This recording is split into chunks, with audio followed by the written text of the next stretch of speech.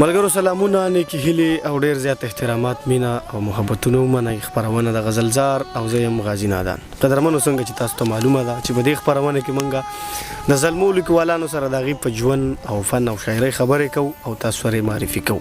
په دغه سلسله کې نن موږ سره یو داسې زلمی لیکوال ناست دی چې تاسو به د غزلزار په شیشه 2 ځل یا 3 ځل مخکې لیدلی، ښه کلامونه دې تاسو اورېدلي، نظمونه دې تاسو اورېدلي.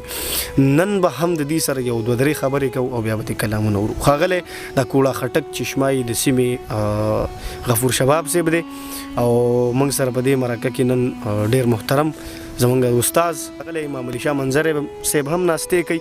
هغوی به هم یو 2 خبرې کوي د غفور صاحب په اړه. نو راځئ چې دې ته په خپل پروګرام کې هرکلی وایي.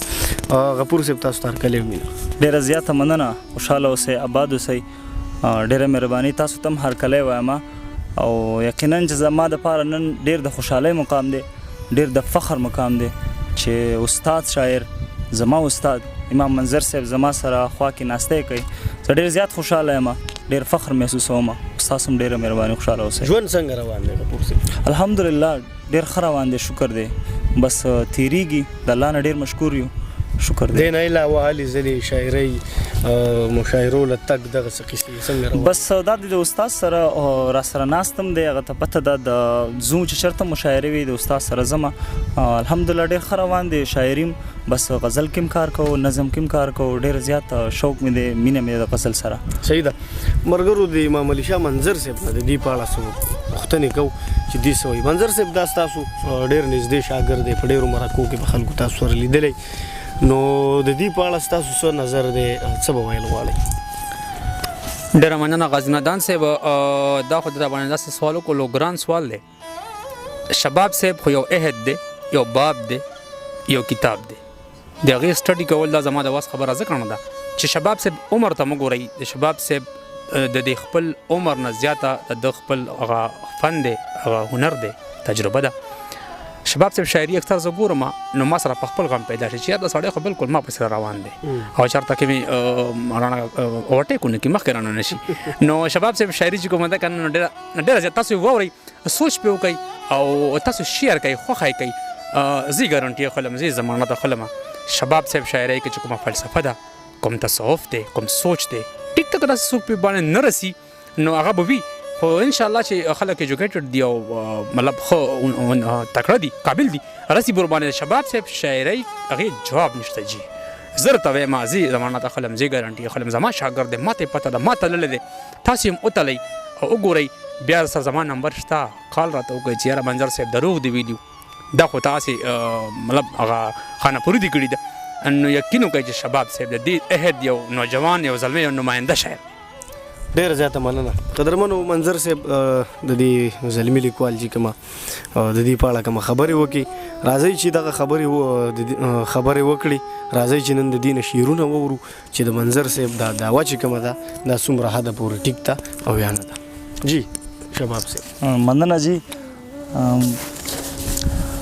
د غزل مطلب ده، یو غزل ده چې د عشق سندرې وایه د سر تال ضرورت نشته. د عشق سندرې وایه د سر تال ضرورت نشته، د دې کفر اذان ته د بلال ضرورت نشته. ډېر ښه. مننه. په خپل زاړه صادر کې به ښایست دنیا ته ښایي، په خپل زاړه صادر کې به ښایست دنیا ته ښایي. زما د وطن ناوې ته د شال ضرورت نشته. مننه. د در ملنګان پاسېدل یو بل ته داسې وایي، د در ملنګان پاسېدل یو بل ته داسې وایي. رهبر چې مو ژوندی وي نور د سوال ضرورت نشته. مننه. مونږ ټول عمر په لوږو تندو سختو کې تیر کړی، مونږ ټول عمر په لوږو تندو سختو کې تیر کړی. کمال مو کړی، مونږ ته د کمال ضرورت نشته. مننه. وایي مونږ ټول عمر په لوږو تندو سختو کې تیر کړی، کمال مو کړی، مونږ ته د کمال ضرورت نشته. او ته ځان ته عجوبه یې مړې ستا د رنګ څوک دی، ته ځان ته عجوبه یې مړې ستا د رنګ څوک دی. ستا مخ ته د ګلونو د مثال ضرورت نشته. مننه. زنځیر دې زولنې دی، دار دې پړی دې زوړند دی. زنځیر دې زولنې دی، دار دې پړی دې زوړند دی. منصور یم منصور ته خو د ټال ضرورت نشته. ډېره مننه جی. وای دې کلي کې د خلکو زړونه چوي د غم د لاسه، دې کلي کې د خلکو زړونه چوي د غم د لاسه، د خلکو ته تر دې وخته د خیال ضرورت نشته. او مننه. وای د زړه وینې په لپو ورکوم ورته شبابه، مقته ده. وای د زړه وینې په لپو ورکوم ورته شبابه، زما د وطن ناوې ته د خال ضرورت نشته. ډېر عزت مننه. بل کلام دی چې وای هغه روژه یم چې رڼا شي په سحر ماتېږم، هغه روژه یم چې رڼا شي په سحر ماتېږم، هغه اختر یم چې په ورد برابر ماتېږم. او مننه. که اصلي شکل د دنیا ته وښایمه، که اصلي شکل د دنیا ته وښایمه، لکه هنداره به د خلکو نه اکثر ماتېږم. او مننه. که د چنګیز مو د سرونو سره لوبې وکړي، سرجي وای که د چنګیز مو د سرونو سره لوبې وکړي، ټول یو پښتون یم نه په لر او نه په بر ماتېږم.